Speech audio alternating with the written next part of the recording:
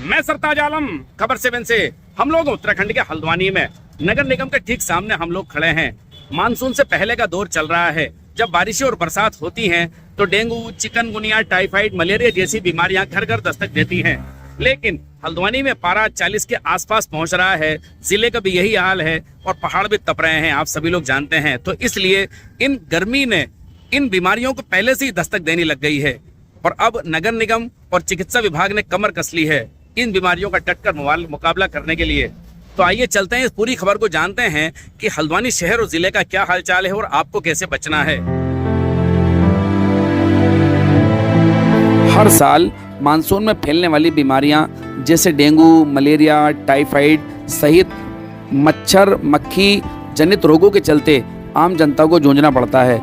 लेकिन इस बार पड़ रही भीषण गर्मी के चलते अभी से शहर में मक्खी मच्छर पनपने लगे हैं, जिसके चलते नगर निगम और स्वास्थ्य विभाग ने कमर कस ली है और शहर बीमारी मुक्त रहे, इसके लिए प्लान तैयार कर लिया है।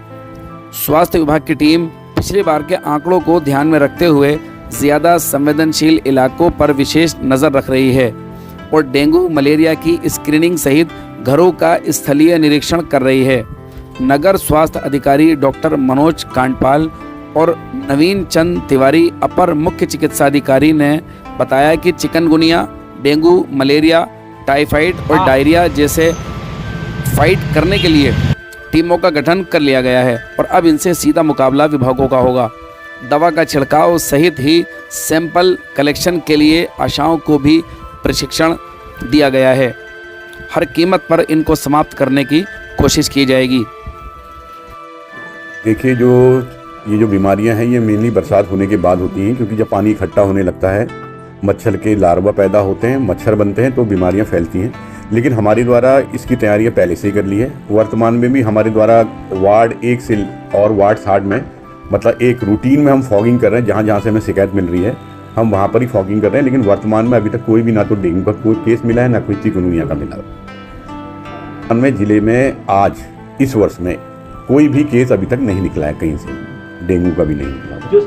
जो हमारे संवेदनशील क्षेत्र हैं जहाँ पे हमारे पहले में काफ़ी केस निकले हुए हैं, वहाँ पे जो हमारा जिले का हमारा जो डिपार्टमेंट होता है मलेरिया वाला, उसके जो एंटोमोलॉजिस्ट होते हैं वो उन जगहों में जा रहे हैं। वहाँ जाके घर घर में जाके वहाँ पानी की जांच कर रहे हैं, लार्वा देख रहे हैं। लेकिन सबसे अच्छी बात अभी यह है कि वर्तमान में उनके द्वारा करीब 500-600 घर 3-4 दिन में देखे गए हैं, जिसमें कहीं पर भी कोई लार्वा नहीं मिला।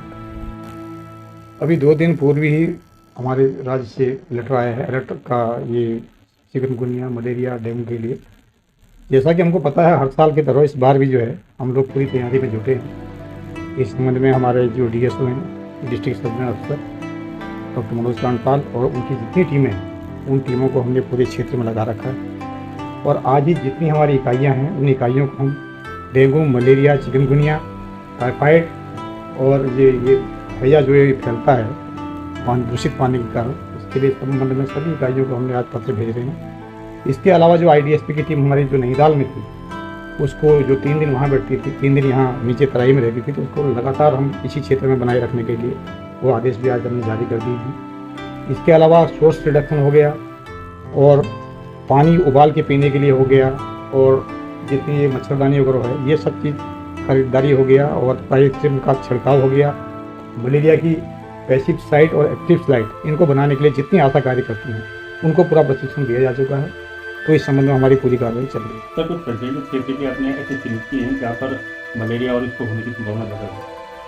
ये अच्छा क्वेश्चन आपने पूछा। जैसे कि हर साल का हमारे पास जो डाटा है, ये लाल कुआं वाला क्षेत्र हो गया और कालाडूंगी क्षेत्र हो गया और रामनगर वाला क्षेत्र हो गया तराई का, ये काफ़ी संवेदनशील क्षेत्र है। इस क्षेत्र में हम विशेष तैयारियाँ रखेंगे। विगत वर्ष से भी हमारा काफ़ी कंट्रोल में रहा है, लेकिन इस बार भी गर्मी काफ़ी होने लगी है और अब बारिश का मौसम भी शुरू होने वाला कुछ दिनों के बाद, तो हम लोग इस क्षेत्र में विशेष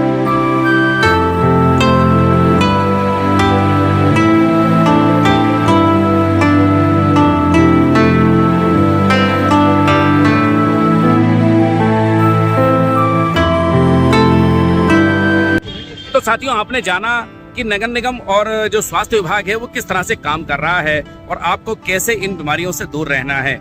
दूसरा, कमर कस ली है इन विभागों ने अब इन बीमारियों का मुकाबला करने के लिए और इस सब के सैंपलिंग लेकर आगे की तैयारियां करने के लिए। खैर, ये तो सरकारी काम है, ये अपनी जगह है, लेकिन आप अपने डॉक्टर की सलाह पर चलिए। गर्मी हो रही है तो गर्मियों से कैसे बचा जाए इस पर ध्यान रखिए। ठंडे गर्म का मौसम चल रहा है, कूलर एसी वगैरह कभी कभी जितना आपको फायदा दे रहे हैं, सुकून दे रहे हैं, तो नुकसान भी दे रहे हैं। तो आपको अब आगे इसी सब का ध्यान रखना है। तो साथियों, जो मेहनत चल रही है हम आपको वो भी दिखा रहे हैं और आपको बचना कैसे है इस पर भी आपको ध्यान देना होगा। तो साथियों, आपको हमारी ये लाइव कवरेज कैसी लगी बताना ना भूलें और इसमें लाइक, शेयर और कमेंट जरूर करें। साथियों, मैं चलता हूँ, मैं आपका दोस्त, आपका भाई, मैं सरताज आलम, खबर 7।